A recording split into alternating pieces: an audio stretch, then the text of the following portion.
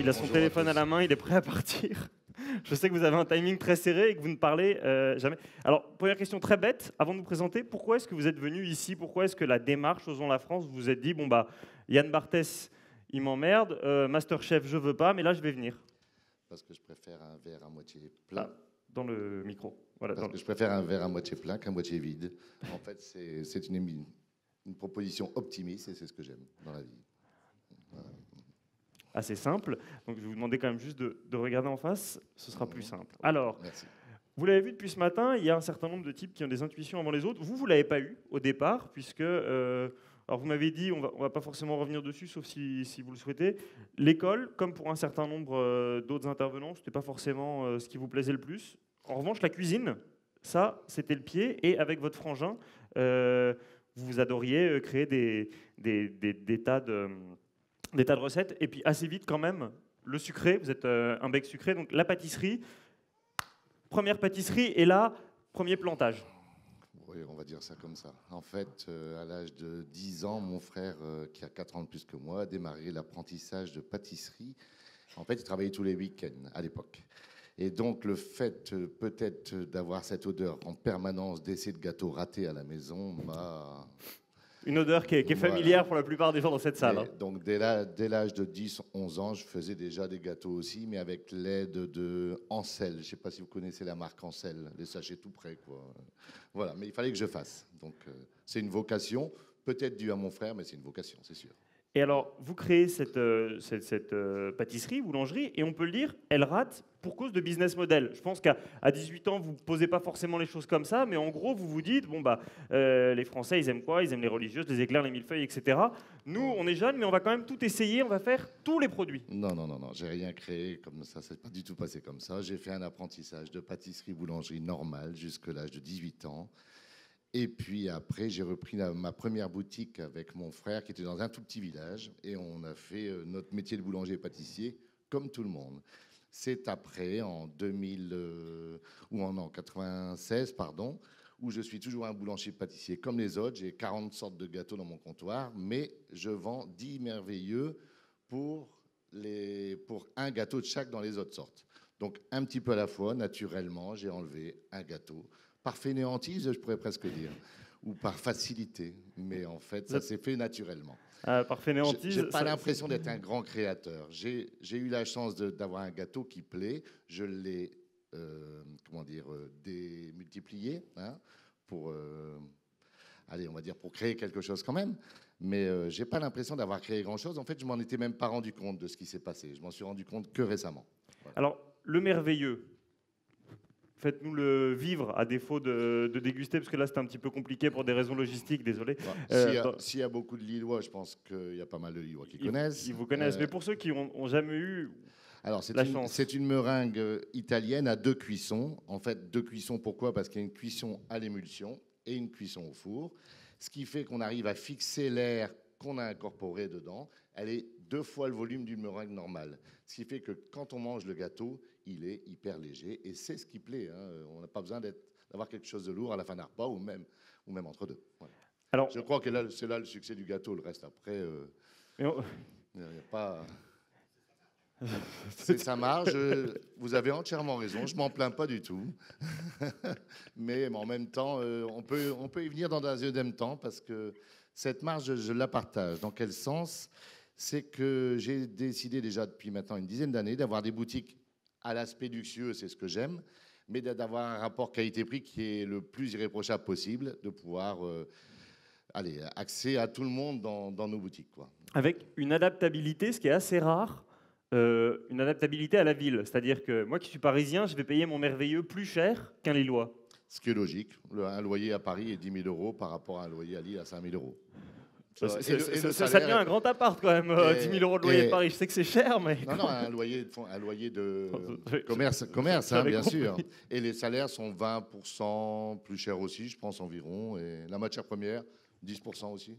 Donc tout ça, ça se tient. Alors, effectivement, vous me disiez, André, pour ceux qui ne sont pas au premier rang, vous avez un geste élégant en disant la marge. Oui, c'est ce qui On m'a s'oublie pas dans c'est ce qui l'entrepreneuriat m'a social, attiré mais à l'époque. Hein. est-ce que ça aurait pu marcher, je sais pas moi, avec une religieuse au chocolat? Non, on est trop laïque. Un éclair au chocolat? Je pense que ça peut marcher avec n'importe quoi, aussi bien en cuisine qu'en pâtisserie. Hier, j'ai mangé à Metz avant-hier midi, dans un restaurant qui s'appelle L'Escalier. Ils ne font que du contrefilet grillé avec une sauce moutarde. Il n'y a que ça, avec des frites maison. C'est blindé de monde. C'est bon, c'est simple. Quand on n'a plus envie de viande, on change de restaurant, on va dans un autre. On peut avoir un monoproduit. Alors, on peut avoir un monoproduit et on se dit dans ce cas-là, bon, bah, on va créer une boutique. Mais vous, effectivement, vous en avez créé quelques-unes à Lille. Il y en a 3, c'est ça? Il y en a 3 à Lille depuis longtemps. Oui. Il y en a 3 à Lille depuis longtemps et vous en avez aussi créé à Paris, à Strasbourg. Oui, enfin, c'est un peu différent. Et justement, c'est l'idée, quand on préparait un peu, vous m'avez dit, je vous ai dit qu'à Lyon, on avait ouvert la journée avec Alain Ducasse et vous m'avez dit, bah, ça tombe bien, c'est mon modèle. Voilà. En fait, en discutant avec 2-3 amis proches, je n'avais pas tellement envie de développer parce que j'étais un peu égoïste. Le Merveilleux, c'était un peu mon bébé. Enfin, cette boutique, c'était un peu mon bébé. Et j'avais du mal à partager avec quelqu'un. Tiens, ce sera plus moi qui vais les faire. Ou, hein, je serai plus la vedette de ma boutique. Donc, c'était complètement nul comme réaction. Mais je l'ai eu cette réaction pendant longtemps. Et un jour, un monsieur très instruit et très intelligent m'a dit, tu n'as qu'à faire comme Alain Ducasse, tu t'associes avec tes franchisés. Comme ça, tu feras partie du développement. Ce n'est pas une question de pognon, c'est une question... Bah, je suis encore dedans, quoi, voilà. Donc, et c'est ce qui s'est passé. Et alors, cette méthode Ducasse, concrètement, ça fait quoi? Parce que je crois que le Merveilleux va ouvrir à Londres et même maintenant à New York. La méthode Ducasse, c'est qu'on choisit les bonnes personnes et on leur apprend tout ce qu'on sait sur le concept. Ça veut dire qu'ils viennent à Lille. Ah, ils viennent forcément rue de la Monnaie à Lille. C'est là que ça se passe. Rue de la Monnaie? Oui, forcément, oui. La bien nommée. C'est la seule boutique que j'ai à 100% à moi, donc c'est forcément la maison mère et l'école de passage.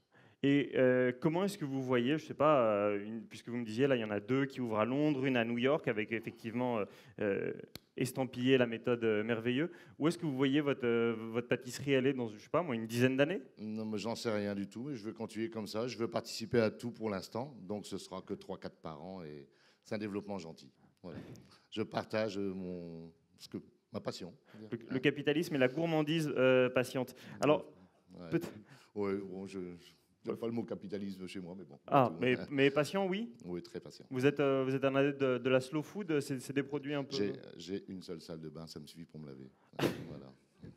Ah, c'est pas bête. Bah, c'est clair.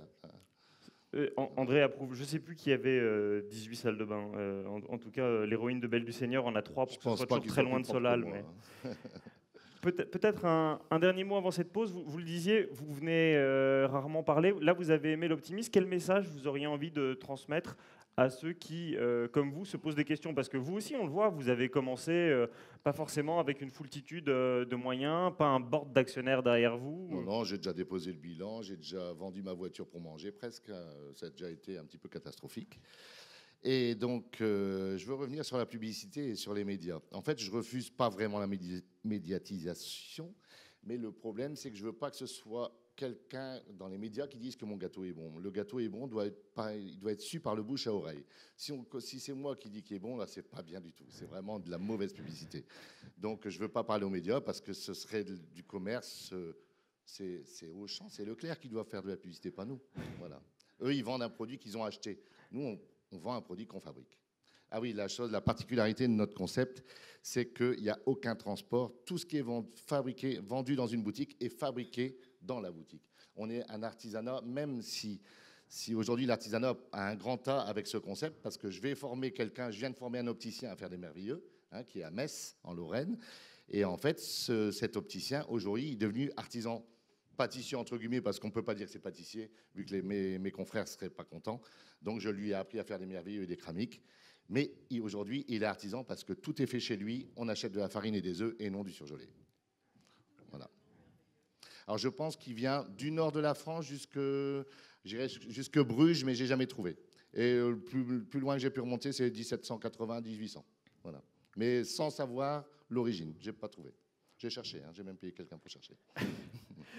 Alors, on va faire une pause dans quelques instants. Vous pouvez aller chercher, pour ceux qui ne l'ont pas, une carte à l'accueil. Comme ça, pour ceux qui sont très pédagogues, vous me ferez une leçon parce que j'ai rien compris. C'est une buzz card où il y a un queer code pour rentrer en relation avec les uns les autres.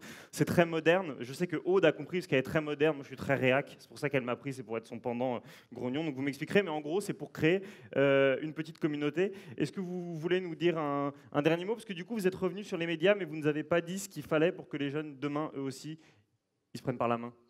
Pour qu'ils se prennent par la main, il faut d'abord commencer la journée en étant de bonne humeur. Et pour être de bonne humeur, il faut prendre une douche longue.